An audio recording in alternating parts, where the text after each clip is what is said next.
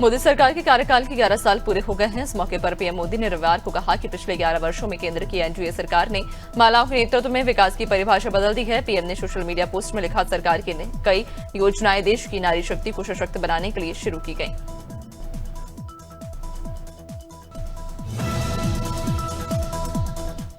Honeymoon मनाने मेघालय का इंदौर के ट्रांसपोर्ट कारोबारी राजू रघुवंशी की हत्या उनकी पत्नी सोनम ने ही कराई थी। उसने उत्तर प्रदेश के गाजीपुर में सरेंडर किया। इस बात का खुलासा मेघालय डीजीपी आई नोंगरांग ने किया है। उन्होंने बताया कि पत्नी ने ही पेशेवर हत्यारों को सुपारी देकर मर्डर कराया था। मेघालय के सीएम कोनराड संगमा ने एक्स सोशल मीडिया प्लेटफॉर्म पर पोस्ट पर जानकारी दी।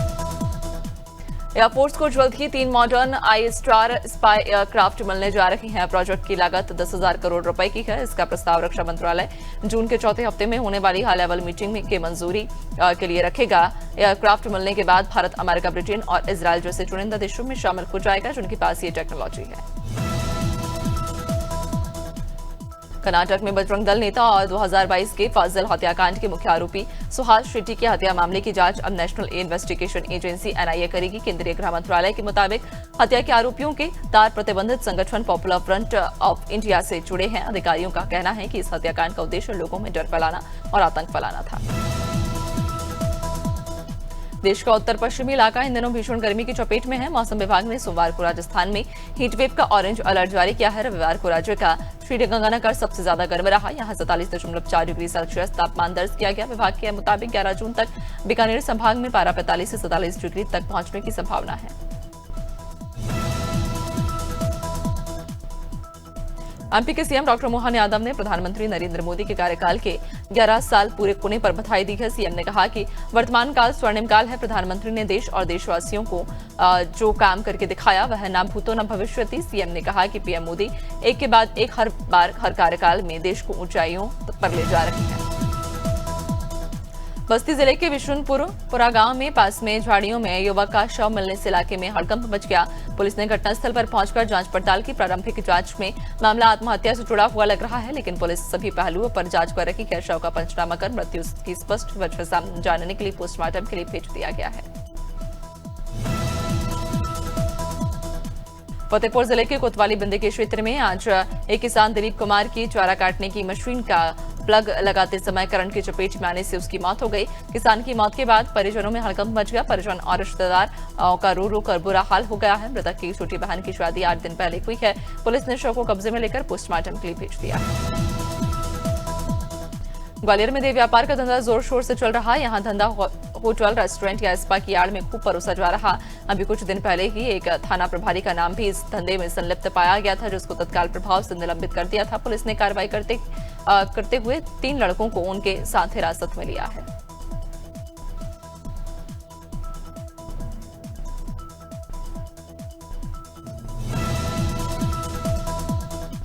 ग्वालियर में इस समय भीषण गर्मी के दौर में लोगों का बिजली कटौती से हाल बेहाल है। मेंटेनेंस के नाम पर घंटों बिजली कटौती की जा रही है। लोग बीमार पड़ रहे हैं।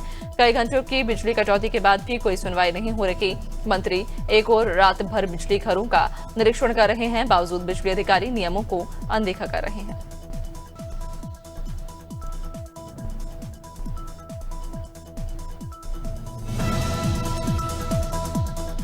झांसी में पुलिस ने एक ऐसे चोर को गिरफ्तार किया जिसने पढ़ाई के लिए अपनी फीस जमा करने के लिए चोरी की घटना को अंजाम दिया और उसके बाद अपने कॉलेज की फीस जमा की। बीटेक का छात्र चोर इसलिए बना क्योंकि उसका स्कॉलर नहीं आया, तो उसने अपने ही कॉलेज में चोरी कर ली। पुलिस ने आज छात्र को गिरफ्तार करने में सफलता भी हासिल कर ली है। लखनऊ में अनियंत्रित कार की चपेट में आने से 8 महीने के बच्चे की मौत हो गई, जबकि 2 अन्य लोग गंभीर रूप से घायल हैं। रविवार शाम 6 बजे एक कार बिल्डिंग परिसर से बाहर निकलते समय अनियंत्रित हो गई और 3 लोगों को रौंद दिया। हादसे में मां की गोद में खेल रहा 8 महीने का मासूम समेत 3 लोग घायल हो गए।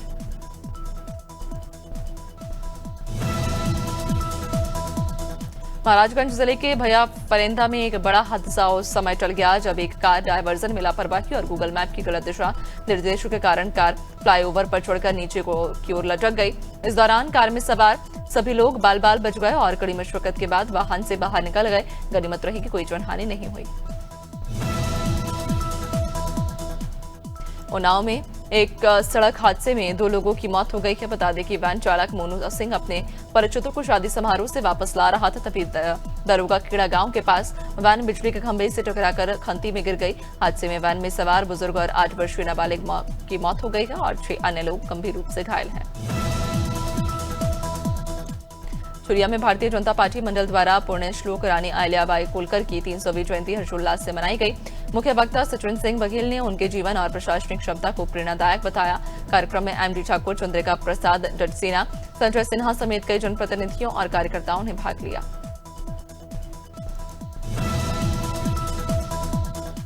झांसी के मोट तहसील में लेखपालों ने नायब तहसीलदार पर महिला लेखपालों से अश्लीलता और छेड़खानी के गंभीर आरोप लगाकर कार्य बहिष्कार किया। प्रदर्शनकारियों का कहना है कि 2023 से लगातार शिकायतें दी जा चुकी हैं, लेकिन कोई कार्रवाई नहीं हुई। आरोप है कि विरोध करने पर विभागीय धमकी दी जाती है। आक्रोशित लेखपालों ने नायब तहसीलदार को हटाने की मांग की है। सिंगरौली जिले की नवागत टीएसआई बिभा उइके और जिला परिवहन अधिकारी विक्रम सिंह राठौर ने आज बरगवा हाईवे पर चेकिंग अभियान चलाया। 2 मालवाहक वाहन जब्त किए गए और कई बसों पर चालानी कार्रवाई हुई। अधिकारियों ने चेतावनी दी कि इंश्योरेंस, टैक्स परमिट और प्रदूषण नियंत्रण प्रमाण पत्र न होने पर सख्त कार्रवाई जारी रहेगी। बेमेतरा जिले के दाड़ी नगर पंचायत में बन रहे सीसी रोड निर्माण और नाले निर्माण में आ रही समस्या से निपटाने के लिए आज अपर कलेक्टर और बेमेतरा एसडीएम और दाड़ी तहसीलदार उपस्थित रहे। दाड़ी नगर वासियों ने अपनी समस्या से अधिकारियों को अवगत कराया। अधिकारियों ने समस्या को सुनते हुए लोगों की समस्या का हल निकाला।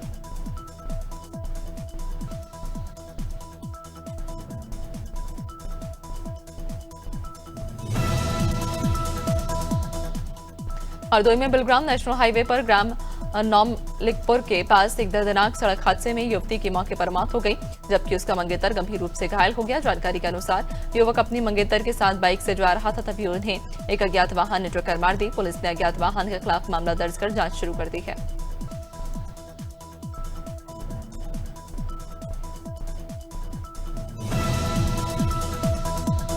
कुमाऊं के सबसे बड़े सरकारी अस्पताल सुशीला तिवारी मेडिकल कॉलेज में सोमवार को 700 से अधिक उपनल कर्मचारियों ने वेतन और स्थायित्व की मांग को लेकर कार्य बहिष्कार कर दिया। कर्मचारियों का आरोप है कि वे 20 वर्षों से सेवा दे रहे हैं, फिर भी स्थायी नहीं किया गया और 4 माह से वेतन भी नहीं मिला। प्रबंधन को 3 दिन में समाधान का अल्टीमेटम दिया गया है।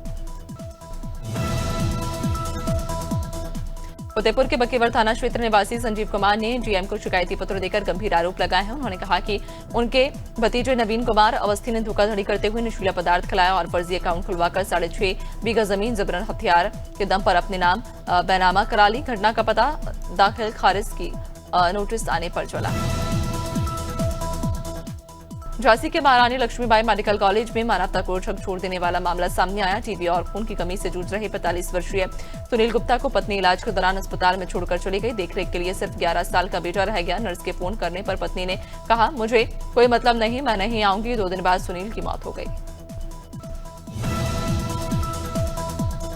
उत्तरकाशी के पुरोला विधानसभा क्षेत्र में विकास योजनाओं के लोकार्पण और शिलान्यास कार्यक्रम के दौरान भाजपा विधायक दुर्गेश्वर लाल भावुक हो गए। मुख्यमंत्री पुष्कर सिंह धामी द्वारा क्षेत्र को मिली विकास योजनाओं पर आभार जताते हुए वे मंच पर ही रो पड़े। मुख्यमंत्री धामी आज उत्तरकाशी के दौरे पर थे, जहां उन्होंने कई परियोजनाओं का भूमि पूजन किया।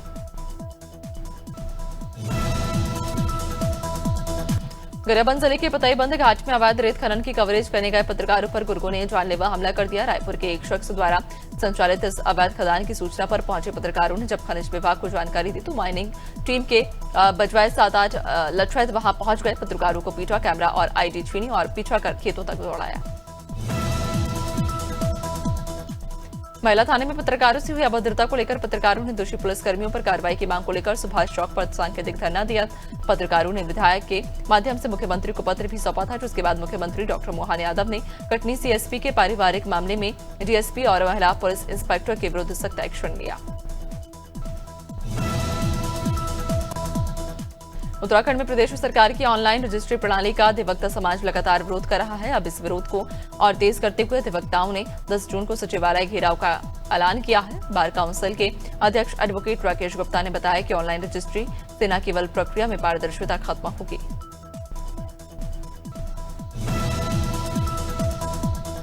मुरादाबाद रेलवे डिवीजन ने मुरादाबाद, बरेली, हरिद्वार और देहरादून जैसे प्रमुख स्टेशनों पर 24 घंटे मेडिकल स्टोर खोलने का निर्णय लिया है। इन स्टोर्स पर गुणवत्तापूर्ण दवाएं और चिकित्सा सामग्री उपलब्ध रहेगी। प्रशिक्षित फार्मासिस्ट यात्रियों को दवा सलाह भी देंगे। इससे अचानक बीमार यात्रियों को दवा तुरंत मिलेगी और उन्हें भटकना नहीं पड़ेगा।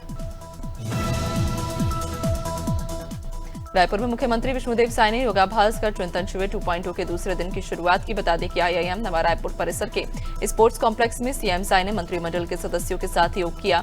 इस दौरान सीएम ने योग को स्वस्थ जीवन शैली का आधार बताते हुए कहा कि योग न केवल शरीर को स्वस्थ रखता है बल्कि मन को भी शांत करता है। सिवनी जिले के कोतवाली पुलिस ने बाइक चोरी का खुलासा कर दिया है। साथ ही कॉलेज में पढ़ने वाले 2 नवयुवकों से चोरी की 10 बाइक जब्त की हैं। बता दें कि दोनों युवकों ने अपने ही पीजी कॉलेज परिसर और सिवनी जिले के विभिन्न इलाकों से समेत महाराष्ट्र से 3 बाइक चोरी की थी। पुलिस ने बताया कि 30 मई को पीजी कॉलेज से बाइक चोरी होने की रिपोर्ट दर्ज हुई थी।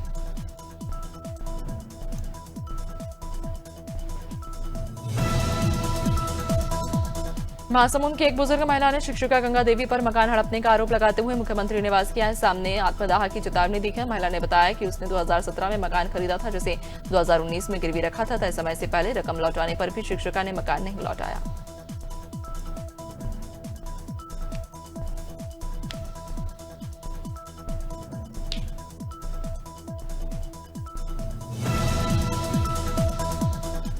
जनपद अलीगढ़ के पिसावा थाना क्षेत्र के गांव मड़ाहा हबीबपुर के पास मूंग के खेत में एक युवक का अर्धज्वला शव मिला, जिससे इलाके में सनसनी फैल गई। पुलिस ने मौके पर पहुंचकर शव की शिनाख्त और जांच शुरू कर दी है। फॉरेंसिक टीम और सीओ खैर ने घटनास्थल का मुआयना किया। मृतक की पहचान करने के प्रयास जारी हैं।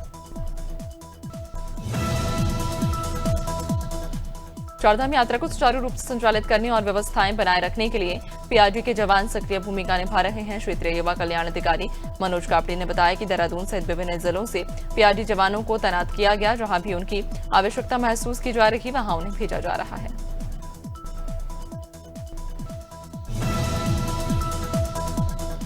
देहरादून में वीकेंड के दौरान बढ़ते ट्रैफिक दबाव को देखते हुए पुलिस प्रशासन ने विशेष तैयारियां की हैं। ट्रैफिक को नियंत्रण में रखने के लिए साथ साथ इमरजेंसी वाहनों को प्राथमिकता देने पर जोर दिया जा रहा है। एसपी ट्रैफिक लोकजीत सिंह ने बताया कि वीकेंड हमेशा चुनौतीपूर्ण होता है, लेकिन इस बार पहले से की गई प्लानिंग के चलते भारी ट्रैफिक के बावजूद कोई बड़ा जाम नहीं लगा।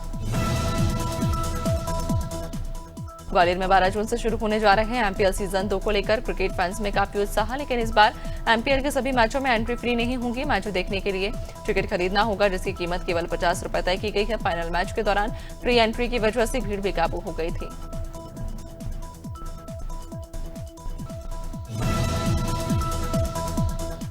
सुकमा के कोंटा में नक्सलियों के आईईडी ब्लास्ट की चपेट में आकर कोंटा डिवीजन के एडिशनल एसपी आकाश राव गिरिपुंज शहीद हो गए। घटना में कोंटा एसडीओपी भानुप्रतापपुर चुंद्राकर और टीआई सोनल ग्वाला घायल हैं, जिन्हें रायपुर के निजी अस्पताल में भर्ती कराया गया। दरअसल नक्सलियों ने कल यानी कि 10 जून को भारत बंद का आह्वान किया था। रायपुर के महादेव घाट में युवकों से मारपीट करने वाले युवतियों के सेक्स रैकेट से जुड़े होने का सनसनीखेज खुलासा हुआ। पुलिस ने जांच में पाया कि ये युवतियां देह व्यापार का बड़ा सिंडिकेट चला रही थी। हिरासत में ली गई 5 युवतियों के मोबाइल से 100 से ज्यादा लड़कियों की तस्वीरें, पेमेंट डिटेल्स और ग्राहकों की जानकारी मिली है। मामले में 4 युवकों को भी गिरफ्तार किया गया है। मध्य प्रदेश में मूंग खरीदी के समर्थन मूल्य पर पंजीयन शुरू न होने से किसानों में आक्रोश है। अब इसको लेकर सियासत भी शुरू हो गई है। पीसीसी चीफ जीतू पटवारी ने सोशल मीडिया में पोस्ट कर लिखा कि अगर किसानों को मूंग के दाम नहीं मिलेंगे तो कांग्रेस किसान अधिकार यात्रा निकालेगी। मूंग व्यावसायिक तीसरी फसल, जिस पर बीजेपी ने पलटवार किया।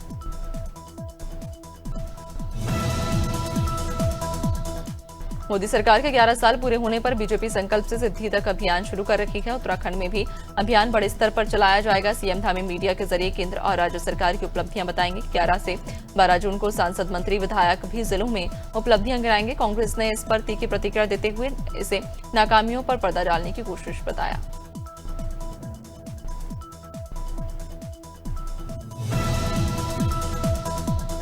मध्य प्रदेश के खरगोन जिले में ईद पर कथित रूप से गौवंश की कुर्बानी से माहौल गर्मा गया। चैनपुर थाना क्षेत्र के अंबा डोचवर गांव में घटी इस घटना से क्षेत्र में तनाव है। हिंदू संगठनों और स्थानीय व्यापारियों ने घटना के विरोध में जुरनिया नगर बंद का आह्वान किया। प्रदर्शनकारी वो हथियारों के अवैध अतिक्रमण पर बुलडोजर चलाने और सभी दोषियों पर कार्रवाई की मांग कर रहे हैं।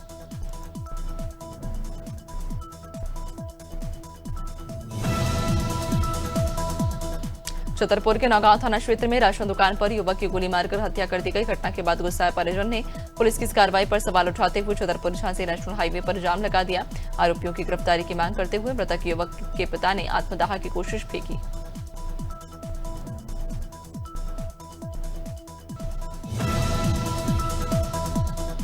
उत्तर प्रदेश सरकार के निर्देश पर बहराइच के सेंचुरी इलाके में वन विभाग की जमीन से अतिक्रमण हटाने के लिए बड़ी कार्रवाई की गई। वन विभाग ने लक्कड़ शाह, भंवर शाह, चमन शाह की दरगाहों पर चल रहे अतिक्रमण को बुलडोजर से ध्वस्त कर दिया।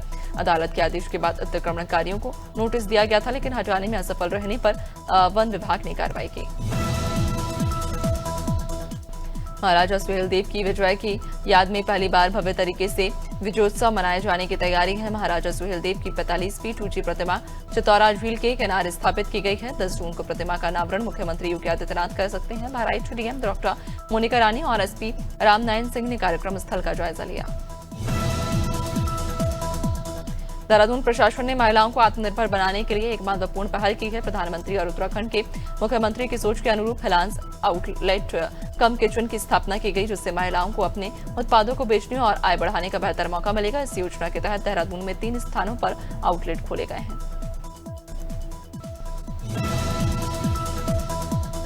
मुख्यमंत्री पुष्कर सिंह धामी ने सचिवालय में उत्तराखंड भाषा संस्थान की बैठक में राज्य की भाषाओं और लोक संस्कृति के संरक्षण पर जोर दिया।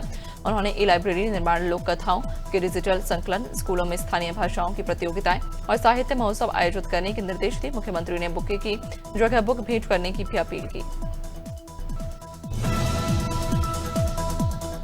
भगवान श्री जगन्नाथ महाप्रभु जी का द्वादश यात्राओं में से एक स्नान यात्रा को 11 जून को पूरे विधि विधान के साथ संपन्न किया जाएगा। ज्येष्ठ पूर्णिमा के दिन श्री विग्रहों की पवित्र स्नान यात्रा निकलेगी। प्रातःकाल में मंगलापर्ण के उपरांत विग्रहों को डोर लगाने के बाद घंटा का हाल और छतरी सहित स्नान मंडप के लिए यात्रा शुरू हो जाती है।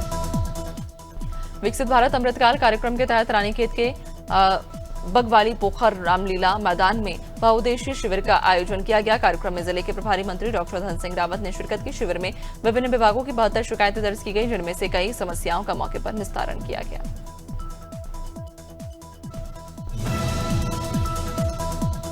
छत्तीसगढ़ कांग्रेस अध्यक्ष दीपक बैज अब तक अपनी कार्यकारिणी नहीं बना पाए हैं, जिससे सियासी हलचल तेज हो गई है। कांग्रेस प्रदेश मीडिया सह प्रभारी अनुराग अग्रवाल ने कहा कि केंद्रीय नेतृत्व को प्रदेश नेतृत्व पर पूरा भरोसा नहीं है। राहुल गांधी जिलाध्यक्षों की नियुक्ति खुद करेंगे। सवाल उठ रहे हैं कि क्या राहुल गांधी ही कार्यकारिणी भी बनाएंगे।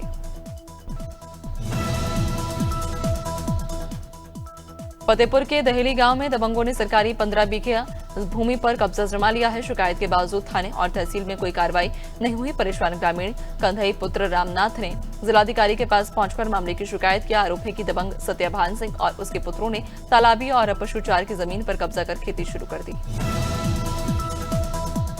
छत्तीसगढ़ में प्री मानसून ने रफ्तार पकड़ ली है। मौसम विभाग ने रायपुर समेत 21 जिलों में भारी बारिश, आकाशीय बिजली और तेज हवाओं की चेतावनी दी है। मानसून की उत्तरी सीमा राज्य के करीब पहुंच चुकी है, जिससे बारिश की गतिविधियां और तेज होंगी। तापमान में 2 से 3 डिग्री की गिरावट की संभावना है।